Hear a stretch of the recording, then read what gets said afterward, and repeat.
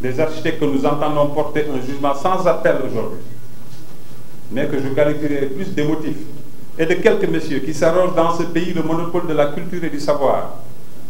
Des études sérieuses nous ont montré qu'il était aberrant de parler de réhabilitation d'une infrastructure dans laquelle il n'y avait plus de structure en 2018.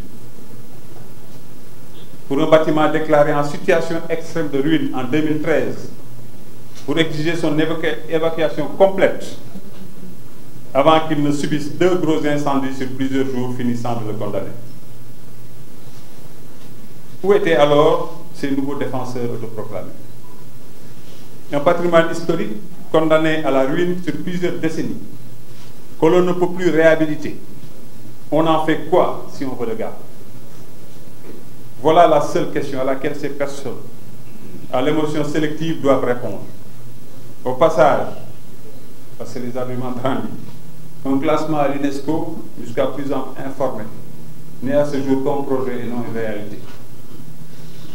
Voilà comment nous avons orienté les études dans le sens d'une reconstruction à l'identique du marché actuel, conscient que c'est une carte de visite de Dakar qu'il fallait maintenir, que c'est un marqueur de notre histoire, mais aussi et surtout une extrême nécessité pour les habitants de la commune.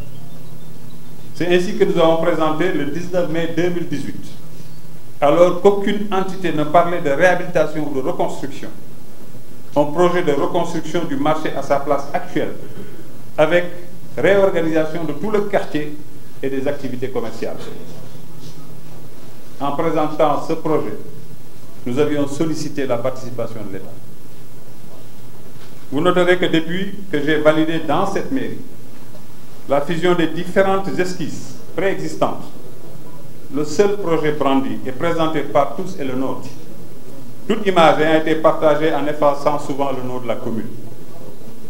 Où était pendant tout ce temps la ville de Dakar qui devait être solidaire de cette collectivité territoriale en son sein?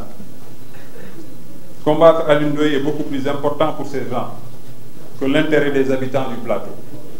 Donc aujourd'hui, après avoir sollicité tous les avis nécessaires, je vous les montrerai, nous allons reconstruire le bâtiment Sandaga à l'identique, avec de légères modifications portant sur la sécurité, l'ajout de structures telles que les monte-charges, ascenseurs, un parking souterrain qui est inexistant, etc.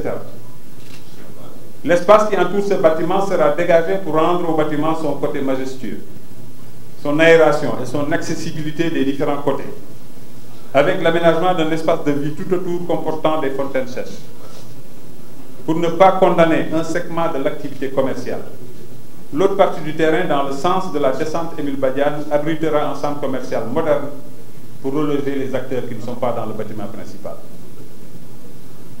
Mais de quel crime finalement suis-je accusé, moi, qui me bats depuis des années pour que Sandaga ne tombe pas dans les mains de privés spéculateurs fonciers, grands porteurs d'idées au niveau de la ville, ceux-là qui ont planifié de raser le penc de Tidem jusqu'à la corniche, sans parler de Yakhya Souf.